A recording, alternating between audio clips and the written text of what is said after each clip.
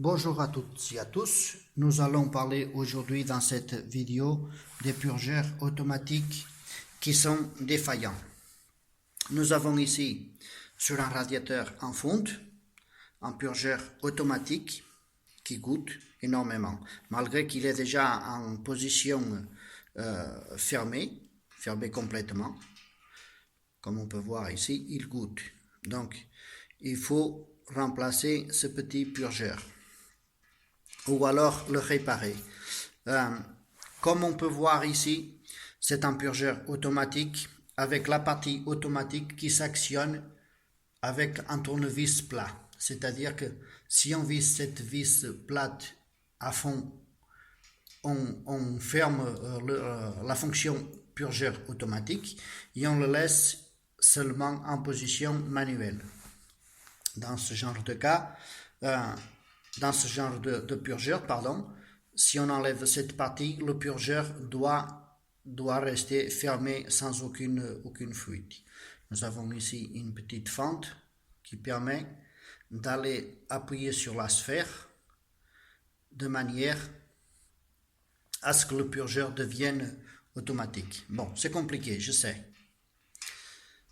Alors, si vous vous trouvez dans une telle situation, pour arrêter provisoirement la fuite, la meilleure des choses est de venir fermer le radiateur sur le robinet de manière à ce qu'il n'y ait plus d'eau qui passe, et puis d'aller fermer aussi le coude de réglage.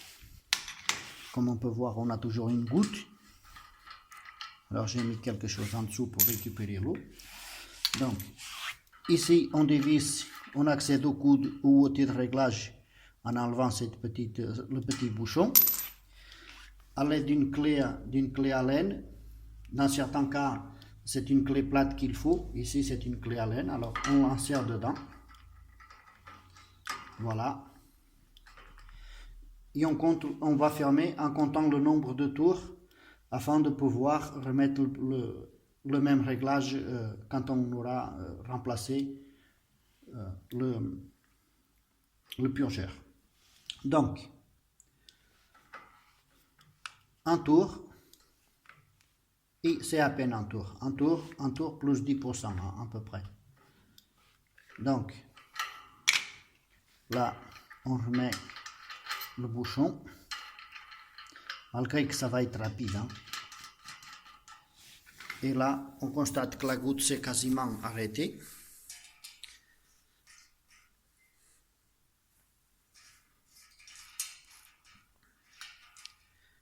J'enlève la partie automatique, la partie du purgeur qui fonctionne de manière automatique, et je vais le remplacer par un tout neuf.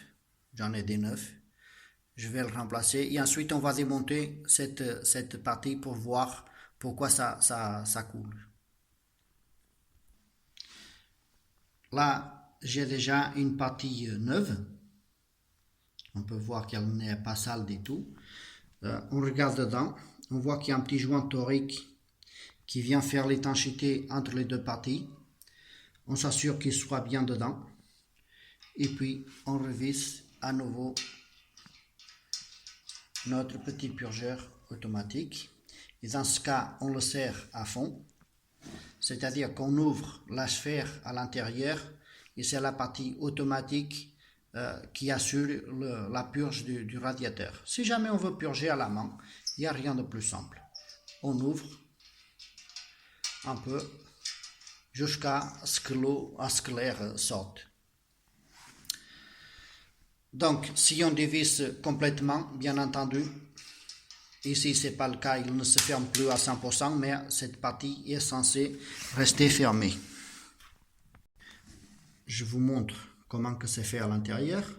On voit bien qu'il y a un petit orifice avec une sphère dedans.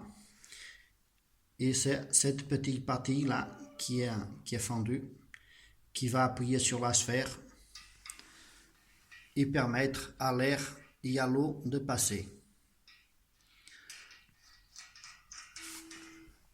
Donc, pour résumer, là notre purgeur il est monté en position automatique. Nous allons ouvrir notre radiateur. Alors, on avait parlé de un tour plus 10%, donc on regarde la position de la clé. Et là, nous avons fait un tour, et on va faire un petit peu davantage, 10% à peu près. Et voilà, là notre radiateur est en pression. Et pour finir, je viens ouvrir le robinet. Il était peut-être en position 3, je vais le laisser en position 3.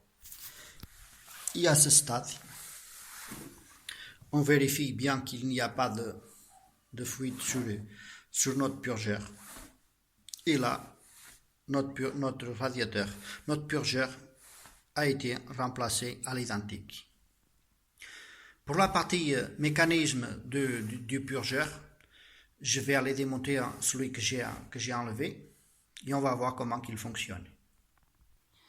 Voilà, ici nous avons tout le nécessaire de montage. Nous avons une pince, nous avons la fameuse clé Allen, nous avons un purgeur de radiateur manuel, un filetage 5/10e,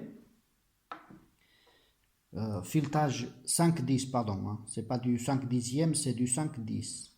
Celui-ci c'est un purgeur aussi de rechange en 5/10, pareil.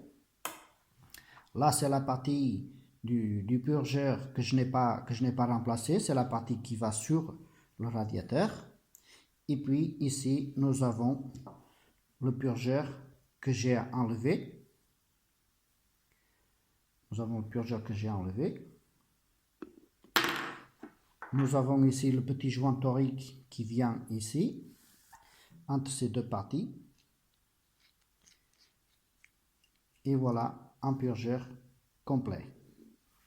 Alors, maintenant pour savoir pourquoi il fuit, pourquoi ça coule, pour voir ce qui ne va pas, nous allons donc le démonter. Pour le démonter, je le tiens à l'aide d'une pince.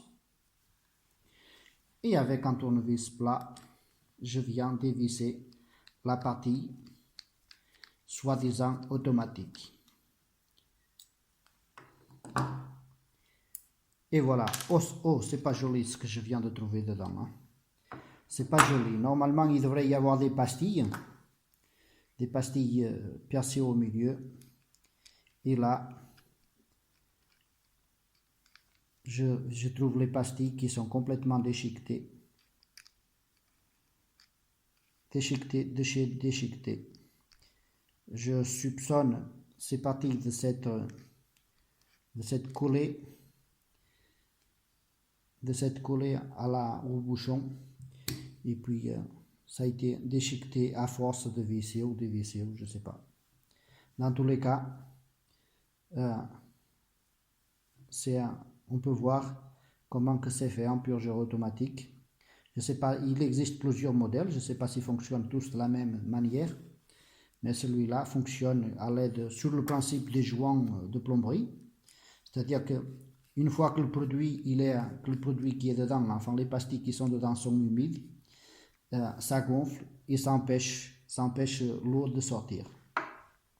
Et puis quand il y a de l'air, ça se dessèche et ça permet à l'eau de passer, à l'air de passer, pardon. Donc ici je démonte un qui est neuf et on peut voir que c'est des petites pastilles qu'il y a dedans. Voilà. Désormais, on sait comment fonctionnent les purgeurs automatiques de radiateurs. Les purgeurs de plomberie et de chauffage, ils sont différents. Enfin, les gros purgeurs que tout le monde connaît, ils sont différents. Ils fonctionnent avec un flotteur en plastique. Celui-ci, il serait compliqué de mettre un flotteur en plastique dedans, tellement c'est petit. Donc voilà, maintenant nous savons plus ou moins comment ça fonctionne. Nous savons comment il faut remplacer. Il est aussi possible de venir avec une pince ou une clé à molette, démonter le purgeur complet et remettre le purgeur sur le radiateur. Ici, dans mon cas, j'ai préféré la méthode la plus simple et je change juste la partie qui est endommagée. Je vous remercie d'avoir suivi cette vidéo. N'oubliez pas de liker si le cœur vous en dit et je vous dis à bientôt.